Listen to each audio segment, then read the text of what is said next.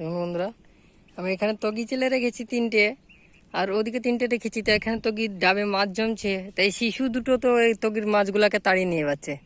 তাই একটা ঝামেলায় পড়ে গেলাম। মাছগুলোকে তগির ডাব খেতে দিচ্ছে না। অনেকক্ষণ থাকা দেখছি সেটা এই শিশু দুটো এইখানেই মাছগুলোকে তাড়িয়ে নিয়ে বেড়াচ্ছে। এরকম করলে হবে? ও মাছ খাবে বলে আমরা খাবো না? আমাদেরকে মাছগুলো ধরতে দিচ্ছে না। দেখবেন এখানে উঠবে, দুটো আছে, একটা ছোট ছা আছে আর একটা ওর মা মানে ধাড়ি আছে। কখন থেকে এই গাছের ভিতরকার মাছগুলোকে তাড়িয়ে নিয়ে বেড়াচ্ছে।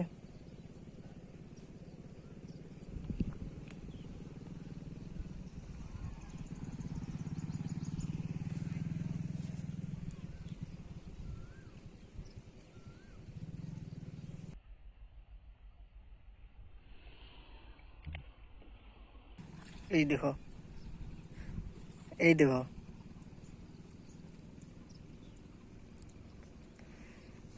আজ আমাকে আর মাছ ধরতে দিবে না। আর হ্যাঁ, কালকে কি হয়েছিল জানেন? কালকে আমি একটা বাউস মাছ পেয়েছিলাম, ওই একদম সাইড একার, একদম এই সাইড একার তগিটাতে লেগেছিল।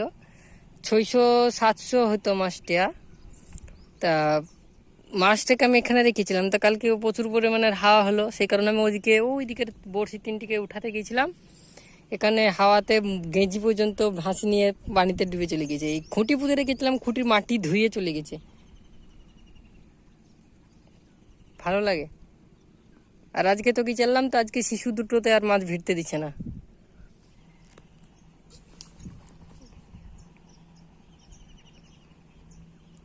আমি বুঝতে পারছি আজকে আমাকে মাছ ধরতে দিবে না।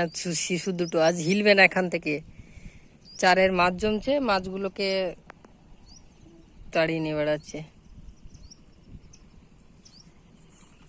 এই দেখো, এই দেখো, কত জ্বলন, একদম ধারে।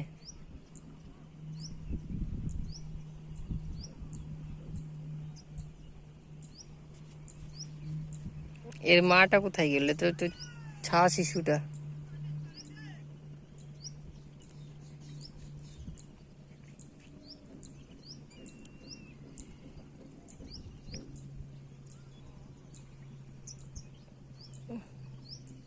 কালীবাইশ, রুই, কাতল কিছুই জমতে দেবে না এখানে। মাছগুলোকে সব তাড়িয়ে নিয়ে বেড়াচ্ছে।